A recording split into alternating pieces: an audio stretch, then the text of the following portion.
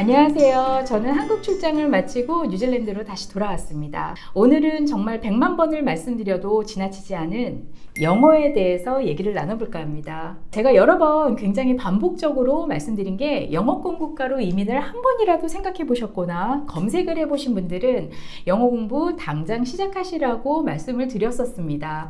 이유를 말씀을 드릴게요. 제가 유학 후 이민 상담을 할 때 이제 처음부터 시작하셔야 하는 굉장히 베이직한 실력을 가지신 분들, 그리고 IELTS 5.5 정도의 실력을 가지신 분들, 그리고 이제 7.0 정도의 아주 우수한 영어 실력을 가지고 계신 분들, 다양한 분들을 만나 뵙잖아요. 근데 이제 영어 실력에 따라서 우리가 유학 후 이민을 위해서 선택할 수 있는 학업의 옵션이 달라지고, 그 시작점으로 인해서 영어권 국가에서의 이민 생활의 질이 달라질 수도 있다는 생각을 합니다. 우리가 이민을 하기 위해서 이제 다시 공부를 한다던가 어학연수부터 시작한다던가 할 때 한국에서 힘들게 이제 저축해 오신 그런 돈을 이 나라에서 영주권 취득을 목표로 또 사용해야 하잖아요. 그리고 개런티 될지 안 될지도 모르는 그 목표에 돈을 쓰시잖아요. 사실 돈을 들이지 않고 영주권을 취득할 수 있다면 그게 가장 좋은 옵션처럼 보이겠지만 영주권 따는 것이 이민의 완성은 아니라고 생각을 합니다.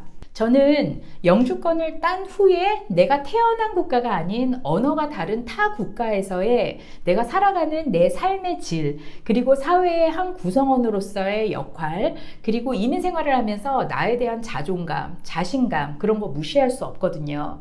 이제 입장을 바꿔놓고 생각을 해봤을 때 한국말을 전혀 못하시는 분들이 한국에서 살아갈 때, 예를 들어서 제가 늘 찬사를 아끼지 않는 쿠팡 배달 문화, 그거 한번 말씀드릴게요. 저는 한국에 가서 쇼핑을 안 했거든요. 쿠팡으로 시키면 그 다음날 새벽에 집 앞에 배달이 되더라고요. 근데 이제 그것뿐만 아니라 중고 마켓이라든가 아니면 수많은 문화 행사들, 한국말을 잘 못하면 얼마나 그런 우리가 자연스럽게 누리는 부분들에 대한 한계가 많겠습니까? 이민 생활도 마찬가지입니다. 영어 구사 능력에 따라서 나의 사회적 활동할 수 있는 범위에 대한 선택 옵션이 분명히 달라지고요. 제한이 있습니다. 이제 그런 것들을 생각했을 때 저는 영주권 취득까지는 당연하고, 그리고 영주권 취득한 후에 삶까지 생각을 한다면 가장 기본이 되고 중요한 요소가 저는 언어라고 생각을 합니다. 이제 첫 번째 케이스는 한국에서 간호사가 어릴 적 꿈이셨고 현재는 다른 직업을 가지고 생활을 하시는 분이셨는데 약 6년 전부터 이민을 계획을 하시고 상담을 받아오신 분이셨어요. 근데 이제 코로나가 터지고 나서 이민을 접으셨다가 다시 이제 뉴질랜드도 오픈되고 그린리스트에 간호학과 올라가 있다라는 이제 글을 보시고 상담을 진행을 하신 거예요. 이제 그분은 3년 과정의 간호학과를 다시 진학을 하셔서 간호사로서의 어릴 적 꿈도 이루시고, 그리고 전문직으로 제대로 된 이민 생활을 하고 싶다라고 그렇게 말씀을 하셨고요. 이론적으로는 너무나도 좋은 계획이죠. 그리고 학비 지원 부분에 대해서도 전혀 문제가 없는 재정적 능력을 가지고 계신 분이시고, 나이가 이제 기술 이민이나 다른 그 이민 옵션을 생각을 했을 때 바로 오시는 게 가장 유리한 분이셨습니다. 근데 이분의 모든 계획과 꿈과 이런 것들을 방해하는 단 하나, 영어 실력이었거든요. 그래서 최소 1년은 그 어학연수에 투자하시고, 근데 이제 말이 최소 1년이지 그 간호학 학업을 위한 영어 실력까지는 개인별 능력치에 따라서 다르긴 하겠지만 더 오래 걸릴 수도 있다라고 생각을 합니다. 그분이 이제 저한테 말씀을 하신 게, 제일 후회하시는 것이 6년 전에 이민 상담 받았을 때 영어 실력을 굉장히 강조했던 사람을 만났더라면 코로나 기간 3년 그리고 지금까지 총 6년의 기간 동안 영어 공부하셨을 거라는 거예요. 그래서 제 대답 뭐였을까요? 지금이라도 늦지 않으셨습니다. 오늘부터 당장 시작하시고 오늘부터 영어 단어 외우세요. 이렇게 말씀을 드렸고, 그분이 그분 스토리를 이렇게 유튜브에서 얘기하는 부분에 대해서 오케이 하셨습니다. 다른 분들 영어 공부 준비하시라고요. 두 번째 케이스 말씀드리겠습니다. 아이가 3명인 가족이었는데요. 조기 유학 생각하고 계신 분들은 이 케이스에 대해서 좀 주의 깊게 들으시면 좋으실 것 같아요.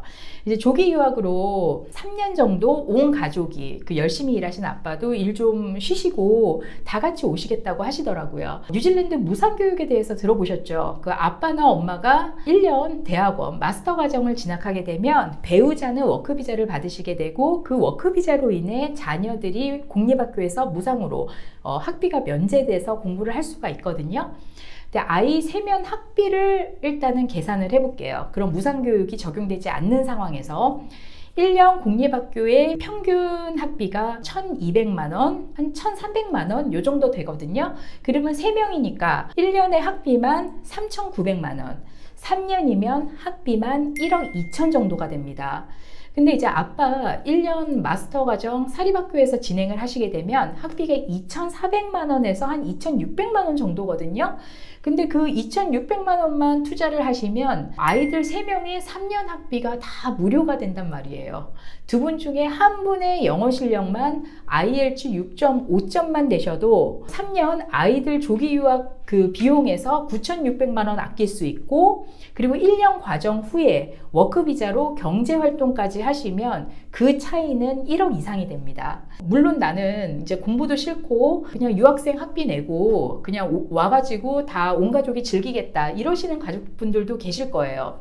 근데 부모님 중에 한 분은 가디언 비자로 함께 거주가 가능하시지만 나머지 한 분은 어차피 정해진 그 관광 비자 기간 소진 후에는 워크 비자나 학생 비자로 변경하셔야 가족이 함께 거주가 가능하시거든요.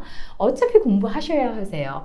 이번에 한국 가서 상담해 봤는데 이런 케이스가 정말 적지 않더라고요.